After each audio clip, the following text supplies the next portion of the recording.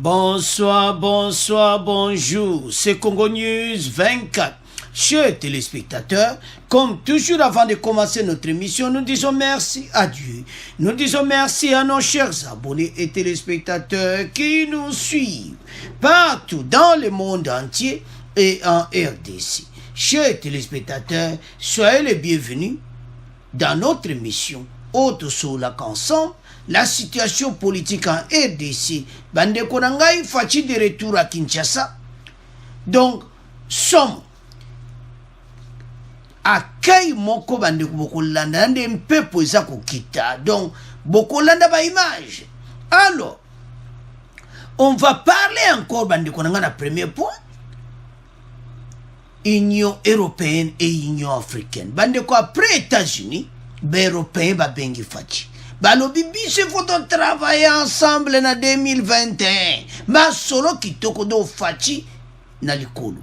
Alors, toko discuter ensemble. Deuxième point, chers téléspectateurs. Point oyo toko division ngwande. Toko yoka message ya ministre Amin. Oyo apesi. Et puis, toko discuter ensemble. PPD crise na bango. Crise comme ya kosakana ngote. Alors, balo ki faut akuta pena ba jeune ba solo la ba zo ba vraiment direction te bande konanga. Alors, eza ya koinda toko développer ensemble. Troisième point chez téléspectateurs.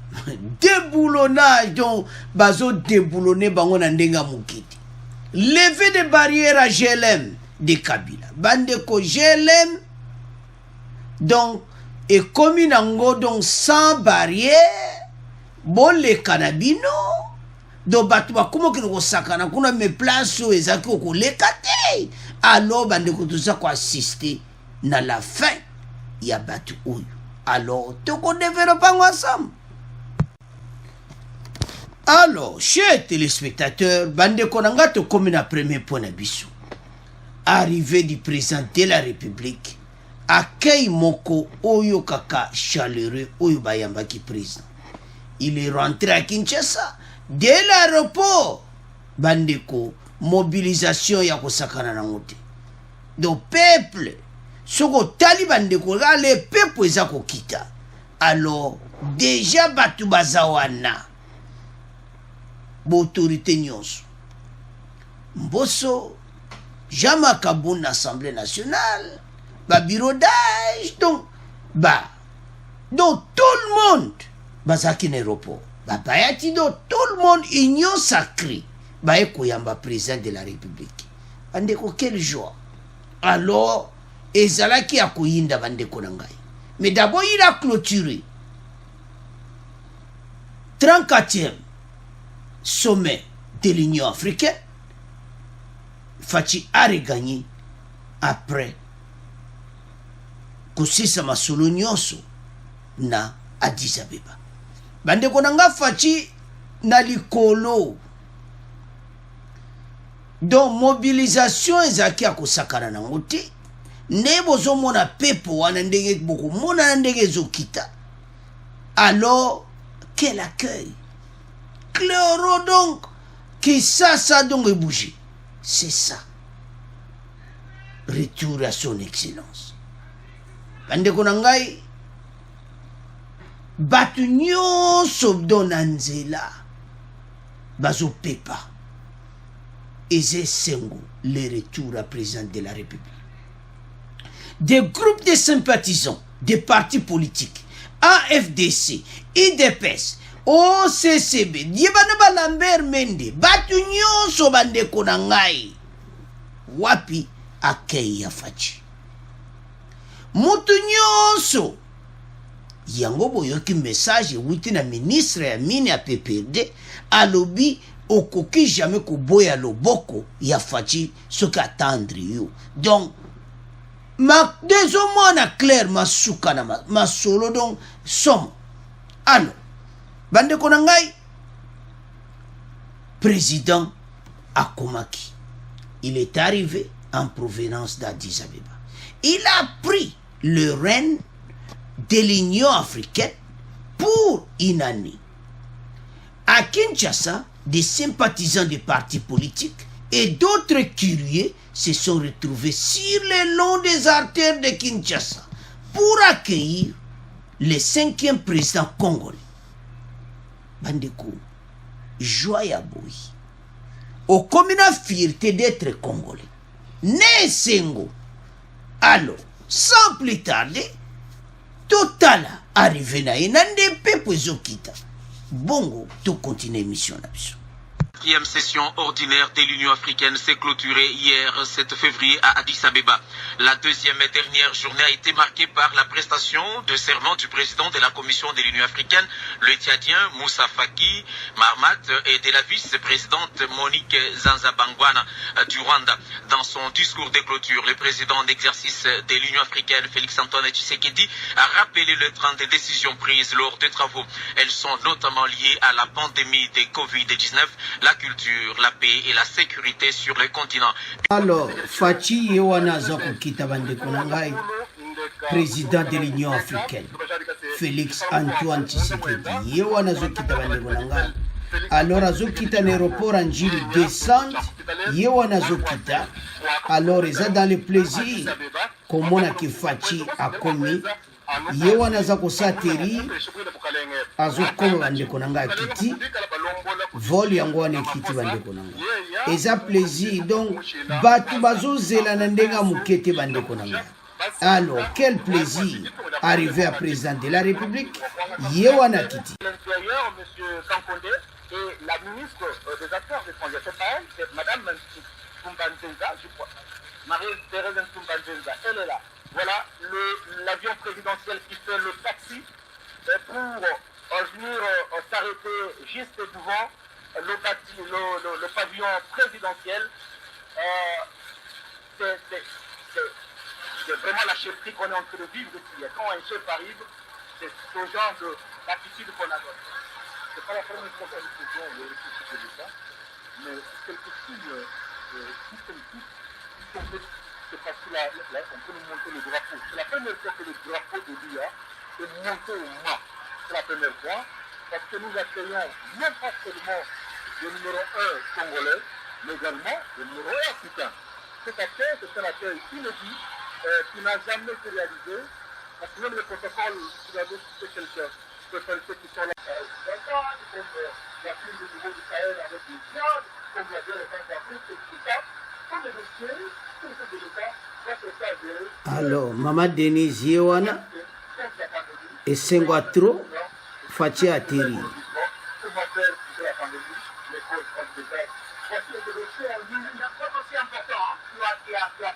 De la première dame, Denise Nyakero, qui va juste au pied de l'avion pour accueillir son mari, qui est devenu, nous le rappelons, depuis le 6 février dernier, le président de l'Union africaine. Il y a certainement deux jeunes filles qui vont remettre le bouquet de fleurs au chef de l'État. C'est un signe d'accueil pour recevoir un chef.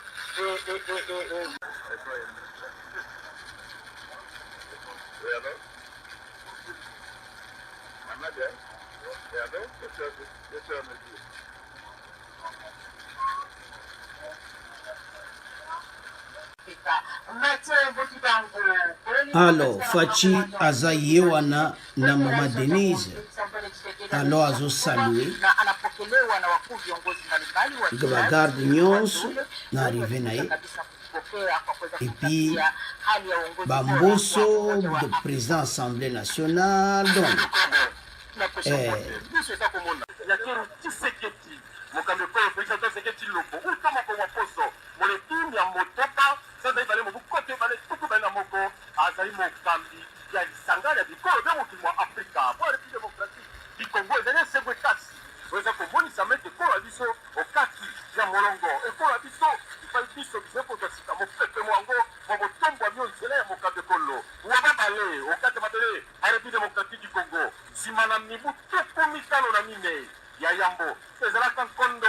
Maréchal Mobutu Sese Seko Kukubendu Wazapanga Kasilelo ezali Yemei Félix Antoine Tshisekedi paposo tala tena ya Afrika haiti atakuwa tena todila ya mpaka aliyuka kama pesa ba nchi nyingi ya Afrika na kumuita pesa nchi ya mbote tena buvu yeba mtu ya nganda ya jukumu kile mingi komona mwana nchi na nchi ya Union Africaine ina bete nyingi kuna pesa ni maboko papa deni hiyo kwa kutoka mtu yeye yule papa deni sala basi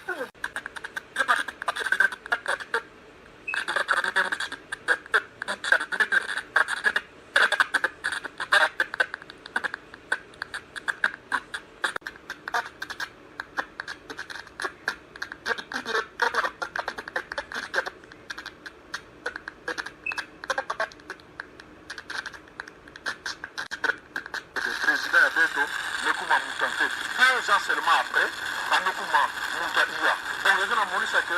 leadership charisme l'Afrique déjà, en président d'Afrique, même déjà que Yandia est capable de faire ça. Surtout quand il y a des enfants avec des très jeunes.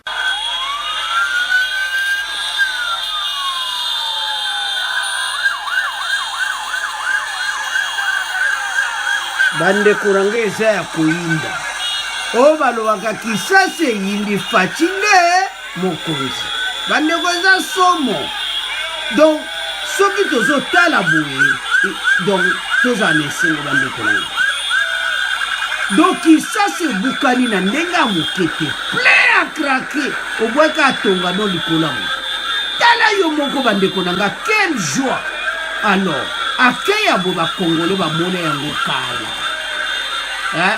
mutu nyonso na nzela facile masolo ya kitoko na mboka na biso alo bandeko na nga tosepela parce que eza tokomi na temps oyo faci aza likolo ya Union Africaine mpe ya monde entier alo bandeko na nga o balobaka ya koyinda donc Kongola aza na esengo na ndenge tala baba bana wewa bana wewa basali vraiment solo. Alors, chers téléspectateurs, nous avons suivi tolandi biso nyonso faci azo salama solo bandeko na ngai donc akiti nde tolandi wana mama Denise aye ayambiye. Alors tapis rouge akoti na mutuka a démarré donc na nzela somo mutu nyonso aza koacclamer l'arrivée de son excellence. Bandeko faci atiki histoire Union Africaine ka tozoyoka boye bandeko na ngai kozala somo parce que faci président nyonso napesa ya Union Européenne ya ba pays nyonso Union Européenne a traité en Afrique il faut basolo na faci États-Unis Japon Moscou ezaka opportunité parce que au combien important bazana posa basona yo appuyer masolo ya bango na Afrique.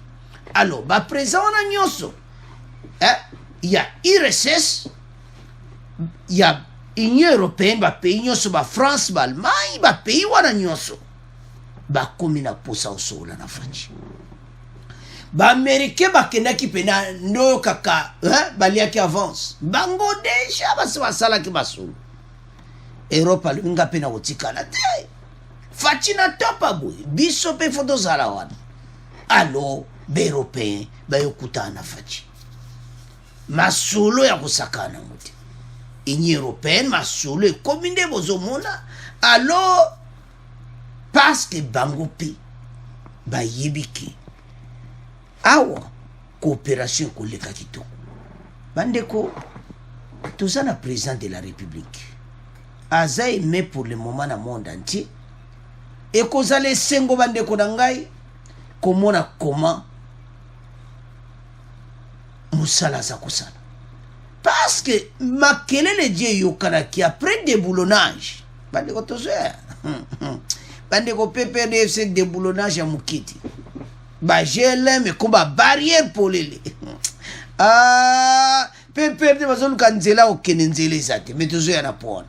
Alors ba briwane kene Union Africaine faci muta déboulonner le gouvernement de Kabila oui a déboulonner bango donc yeko donc makamnyo se kutani nzela moko bande ko diriger organisation monene na 21e siècle l'écoute Mobutu asaki masolo en 67 et ande mususu mais na moment lelo ba pays za koningana na économie ba pays beleza bouger mais ba pays européen alors bazana posa ete masolo etambola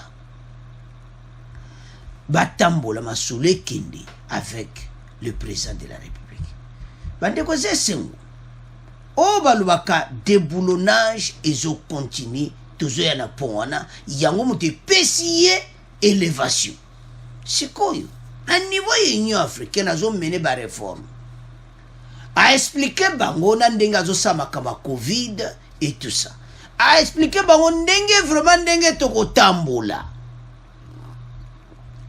parce que ba président africain belé ndenge bazo tamusa même ba mboka na bango na si facha o corriger bango directement ou indirectement parce que facha zana posa mboka kusakana muti aza vraiment na posa te musala etambola kitoko soki otali union sacrée nde batandama kina njili ozomona ke me puissance ezali awo eza makambo ya IDPS lisusu te soki ozebe o IDPS te ekomi nini union sacrée alors mutu nyonso donc bamobilize bato na bango nde bozomwa badrapeau wana oyo badrapeau ya IDPS te nzela partout mobilisé pour accueillir le chef de l'État alors nde ozomona wana tina bavoiture ntango tootanga yango tozomona nde bakomi soutenons Faci c'est notre frère c'est notre sang wana totika wana bino biso tobande yango eza somo aza ndeko na biso so otana foto wana Faci baza koseka bo baoseka nini tozobule kaka wana oyo atuni ye vice président tuni est-ce que Faci vraiment au déboulonné mais na déboulonné bon comprendre mais solo batu bazoseka na mesa na Union africaine babi oh ndo wewe koseka osaka wana te oh monsieur le président est-ce que vous avez déboulonné tout le monde abi on a déboulonné bango tout donc kuneza ya kopalangana do bazo oikaka soki beto ekoi muta komi maloba ke gauche à que droite ya on bazo sekane baza boto buleka vous comprendre ils ont kabaidi alors Faci aza dans la joie qu'occuper poste ya Union africaine ba pays nyonso ba komotia monsieur panayo bandeko nanga to sepela passe direction bazo kende et l'autre tika to zela kaka mokolo nini fumée blanche kobima fumée blanche kobima kalati Union sacrée bana masolo oui asana ba défi pour na peuple situation na biso il faut échanger mboka il faut échanger mais na ndenge akomi na le plein pouvoir et loko monte ko freiner peut-être finance mais akozwa ba sipora osakana moti alors bandeko na ngai président de la République Asali Moussa a commis à la tête de l'Union africaine et puis tango komi wana monde entier ba komi kotala yo dossier nyonso donc 2021 février 2022 ba réforme ko salama auto lubango eza sombo lali na moi excellent wana ba réforme na niveau ya Union africaine et puis makambo zebele na économie na ndenge zotambola alors biso pena RDC tozana espoir et mboka ezo changer bandeko totia espoir to soutenir Faci makambo zoya ya kitoko malgré tozana ba hésitation il peut ba congolais baza le colomo baza pena parce que to l'équipe attend na ba président oyo basara ki be intérêt na bango gouvernement oyo basara ki be intérêt na bango alors l'union sacrée ba yepona peuple alors bandeko na wato tiki premier point yo donc masole ke kitoko na union africaine peuple a gangi na nzela akeya kitoko alors biso nyos to landiango to komo kena des impôts. Alors chers téléspectateurs to comme na des impôts awa ministre mine to kabola de parti ministre mine message na ye et puis crise côté na perdu. A ministre mine Willy Kitobo alobibo il serait irresponsable de refuser la main tendue du président de la République. Le ministre des Mines, Samson, a félicité ce lundi le chef de l'État félicité pour ses nouvelles fonctions en tant que président en exercice de l'Union africaine depuis le samedi 6 février. Ah, Willy, bon, ministre Mine, on s'en ngoya no masolo, les gens ont problème. Toi, toi, pendant ce solo ngo boulot. Donc, mais to yeba, avant yoya, to yeba, ba minéré et le kindegeni. Basala nanu yo inventé parce que côté kunande et puis économie en mboka pendeza. Ministre des Mines. Ah! Alors, bio gogo boya jamais ta félicité Fachina ndenga mokiti. Bobo comprendre kaka, ezana mkako. Il dit avoir retenu dans son discours d'acceptance de mandat le passage où il appelle à la participation de tout le monde pour le développement durable de l'Afrique. Pour M. Kitoko, cet appel vaut également pour la RDC au regard de sa situation politique actuelle. À lobby, message au Fatia Pessi Kuna et c'est à la RDC. Donc, bisognon surtout participer dans le bon. Tout ce qu'on a pas faire, papa Willy Kitoko. Ministre Yamin. Nkolo code mini. Bon, si koyu. Bambongo. Vraiment, banques, aux osala banquesma Kitoko na banque centrale. Et c'est bambongo pende zokota. Parce que, ba Congolais, bazo comprendre ti. Batu baza kopiye ba minéré na Est. Batu baza kopiye ba minéré partout na RDC. Ministre Mine. Aujourd'hui, disposition nini ete ba minéré na biso ba yiba les Suzuki. Point d'interrogation. Parce que yo simbi minéré. Ba Congolais siko ba yo ki message non lobby ke yo penza. Mais c'est pas Fati. Au lobby ke côté wana.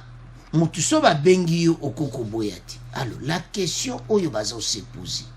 Monsieur Willy Kitobo. Est-ce que mbongo bungite? Parce alingete azakoya. Toyoki message na yo. Félicitations pas président de la République. Oui. Est-ce que ba dossier ou préparé bien pour alingete azakoya? Pour ce que zate, ah? Pour caméra kuna zozela, ba voisin au sakana. Est-ce que ba dossier za kitoko pour alingete tanga okoma? Allô, monsieur le ministre des Mines, oui, monsieur Alingete, entrez. Ba dossier bane, comme suma kamboya, kobeta muno. Mboka, ils en ont besoin bon, surtout pour le moment. Ils ont sous l'air, te oyo, ba mona o boy. Mais, place wana, to yebite o ezo leka pour le moment. Bande konanga ezo sala mwa ko banga po ba minere na ndenga mukite ezo bimana mboka na biso. Parce que talo biloko nyo sama na monde ba minere wana ebima na ndenge pene ya bienti. To lobaki makambo ya ba téléphone, ba batterie, ba car électrique na ba pays développé, ba car électrique ezo sala na ba cobalt, ba minere mboka na biso ba coltan ba biloko ebele. Mais est-ce que baso sala mosala bien wana tozotika Willy Kitobo na maboko na bino ya lobe alinga ya na union sacrée mais ozo ya po au travail pour le peuple ou bien ozo ya bon moi to lobe ati peut-être tanga ke ko inda lobe tenga za union sacrée bo comprendre nga mais wana ba ko comprendre yoti to pesa ka référence moko Kamere azakuna nazalaki directeur à bureau à président yoyo nazali nyo sacré soki na yibi bakabako kanga yo biso toyebisi yo kaka topesaka message po kuna pa babiloko ebele ezotekama alors totiki mpo wana tokomoleka na crise bandeko crise eza somo na PPRD balobi boye nous allons rencontrer les jeunes qui ont des revendications afin de discuter et trouver des solutions ensemble. Patience loyimba. Nde bozo mona ye wana Shadari aye kokutana ba jeune PPRD. Parce que entre bango baza ko panzana. Depuis bete kwa ki kuna nyusu se panzana ki alo ya kimi bango ba jeune bi kuna toza ko panzana. Bo pesa ba idée. Ba jeune siko ba opesa ba idée pa Shadari. D'abord, balinga basala marche samedi ba esi bango pas de marche samedi. Tozo préparer terrain. Présent Fatia Zoya lendi. Ba pekisa ki ba jeune tu balinga basala marche. Ba pekisi bango. Ah, balobe za dictature. Mais bozo comprendre nete bobenga dictature comment? Bande ko crise na crise.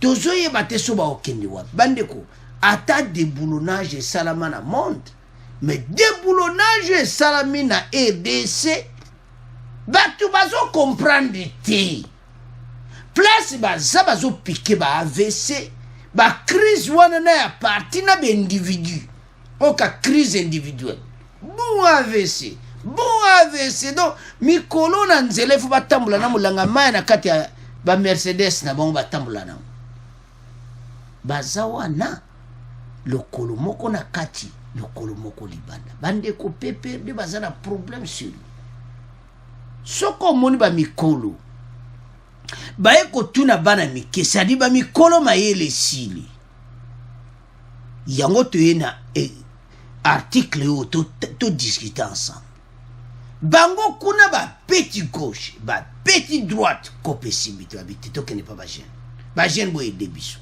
Donc, ndenge bazali sunele ba kokati. Alo bande konanga mawatro. Donc de bazawana bazali jako panza na danse. Alors, tu tiki ngona bino. Tu komoleka na troisième point. Alors, bande konanga to komina point d'absolu troisième point. Oyo déboulonnage continu. Lever des barrières à GLM de Kabila. Bandeko. Eza somo. Ba place oyo mutu azai kolekati.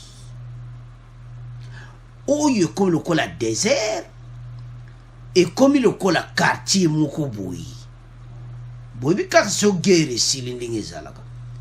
O ka désert akosakando déserté mutinde. Oye le kana yo na balongoli ba barrière nyos. Lever de toutes les barrières autour de la résidence du président honoraire Joseph Kabila dans la commune de la Gombe.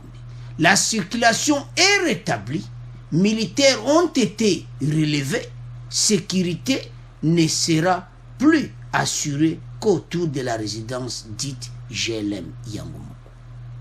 Dokana ndako wana place ovandaka entourage tout batu baleka bakare leka bandeko déboulonnage abweza kosakana ngoti donc ndenge bazawana bazana problème o baluaka sur lui parce que sikoyo ba militaire nyonso bakei wapi asi ba musupe basi basali malasi po ba moni selo kwa osali ati yango mona ya wana deja ba musuba si ba benda na kina bango alors yeme azo comprendre ti okanga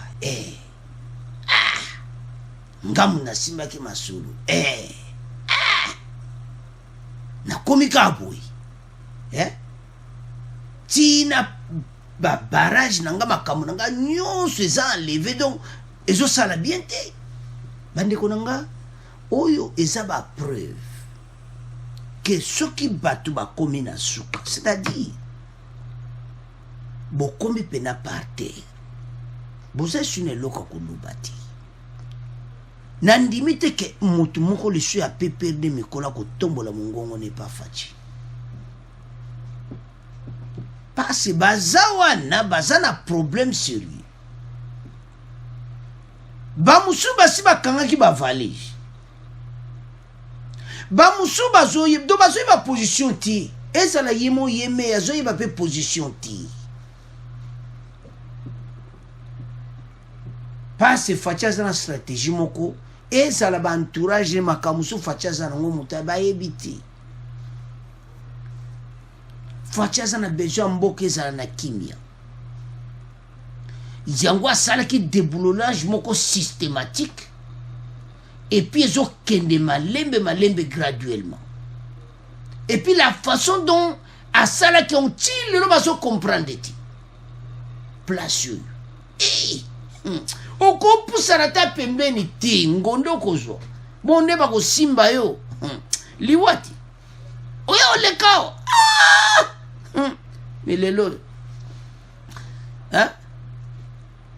kutu na ba Facebook ba jeune ba kongo ya osakana nawa so ba beta bale ba bete komi na ngonzela lekana na yo mutuka lekana yo eza ya kuinda esi eyindi bandeko ba plan nyonso bango ba bongsaki ekoti na mai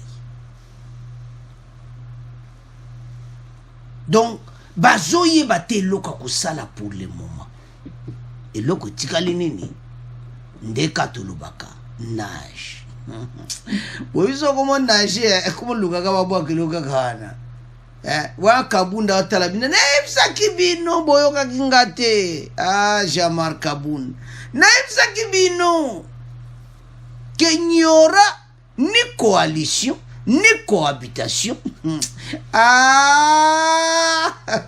tourne la page tango Kabunda alobaki yango baza komona lokola ji bino boyebi te kaza proche tango alobaki yango bozozwa yango bon lero Kabunda aloba azomona kaka ya alobaka bon leo te combien exactement ce que Kabunda a dit c'est ça.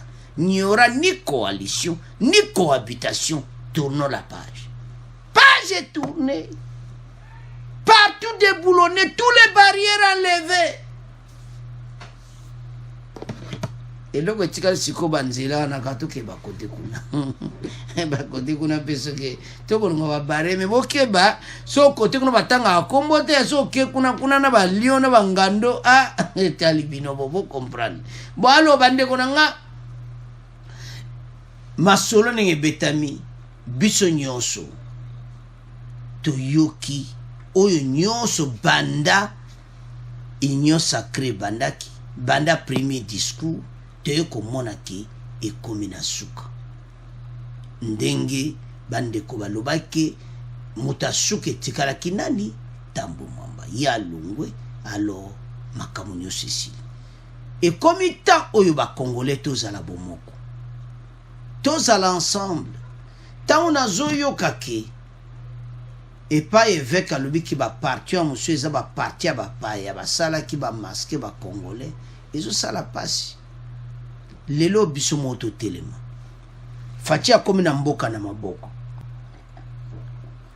tozala ensemble to éleve mboka makambo ekene kitoko bandeko na ngai ekomi temps tala bato oyo basili pendant les 20 ans ba rien mais lelo masolo esili alors to comme na fait mission bon continuer ko s'abonner massivement bon partager au revoir à la prochaine.